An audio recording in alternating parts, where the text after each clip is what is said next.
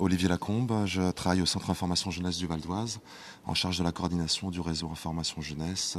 composé d'une vingtaine de structures généralistes de l'information des jeunes et de 7 espaces publics numériques, labellisés Point.ci par le ministère Jeunesse et Sport en France. J'ai été accueilli donc par le réseau des EPN, qui est un des réseaux très dynamiques. Et on intervenait aujourd'hui donc avec Mathieu Paschini, qui est fondateur d'Inlibro Veritas, sur l'accès à la culture libre et les moyens de diffusion de la culture libre. En tant qu'acteur de l'éducation populaire, c'est des valeurs que nous partageons. Il est important que les associations issues de l'éducation populaire retrouvent les valeurs de la culture libre.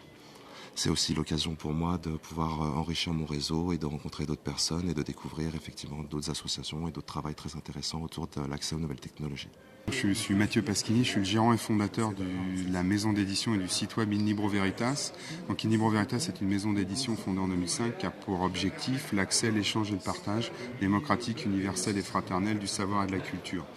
Donc c'est une maison d'édition qui a pour vocation de permettre à tout le monde d'écrire et d'être édité et publié en ligne, et à tout le monde de venir lire les œuvres qui ont été mises en ligne par les auteurs. Et si l'œuvre a plu, une fois la lecture achevée ou pendant la lecture, on peut parfaitement acheter ce que j'appelle un livre unique à la carte, qui permet de faire une compilation des œuvres à l'intérieur d'un livre, comme on fait une compilation de MP3 à l'intérieur d'un baladeur. Et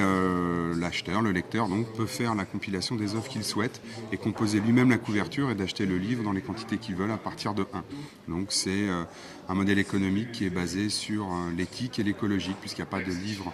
détruit, il n'y a pas de livre imprimé pour rien. Voilà. Et la raison pour laquelle je suis venu au Reweek,